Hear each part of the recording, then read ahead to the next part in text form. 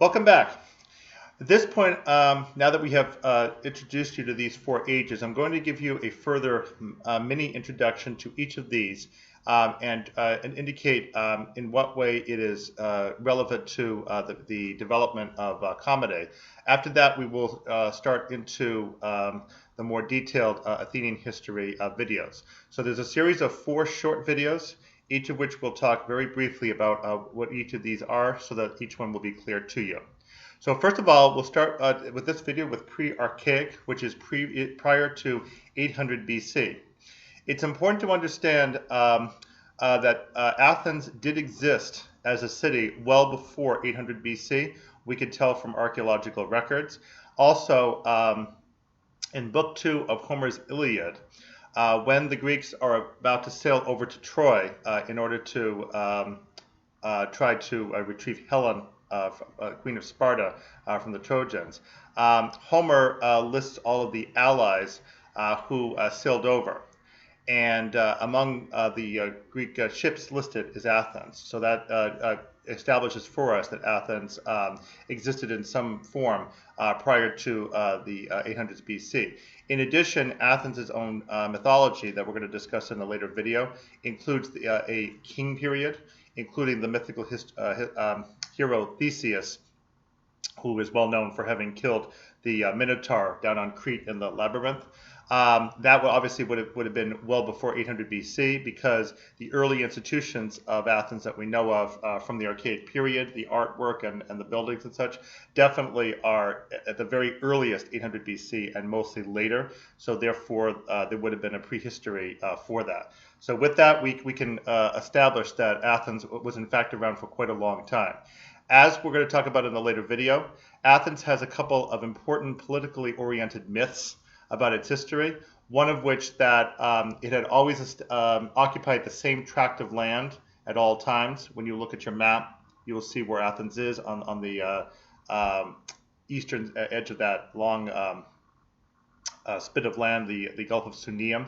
Athens was always there, never conquered anybody else, never got conquered, never got pushed out by any other invaders, unlike other places, never pushed anybody out. And therefore was present there for much longer than other polis further northwest, west, and southwest of it.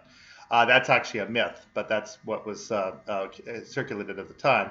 And the other myth was that the Athenians had been responsible for the colonization of the Ionians, the Greeks who lived over on the east coast of the Aegean Sea, which is the west coast of Turkey or Asia Minor at that time.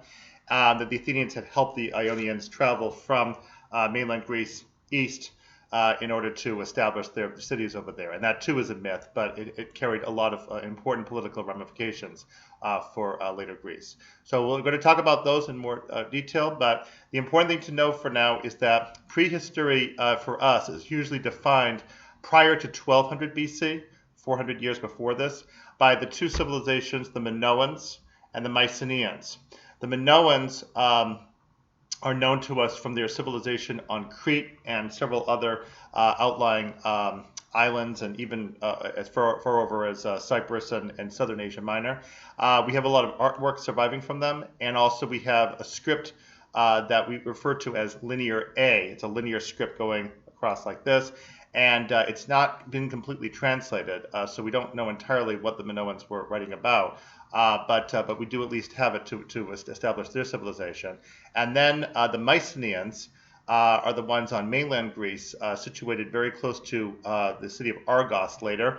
They're on your map, you can find it. And the Mycenaeans are the better known ones who established a much more martial society than the Minoans. And eventually, in fact, traveled over to Crete and were able to conquer the Minoans near the end of their own time. As it turns out, the Minoans and the Mycenaeans both disappeared around the same period, from around, let's say very loosely, 1400 BC down to like 1150 to 1100 BC. In that period, we see signs of decay with both the Minoans and the Mycenaeans. The Mycenaeans are defined for us by what's called linear B. And for many years, that was also an untranslatable script until it was discovered in the mid-1900s by a graduate student named Michael Ventris, plus another woman student who was helping him, in fact, Linear B was a very early form of Greek, and that the Mycenaeans, in fact, probably spoke Greek, but definitely were writing in Greek. And so that discovery, which for a long time was rejected by better known scholars of the day, was eventually validated and turns out to be an important point of information about the Mycenaeans.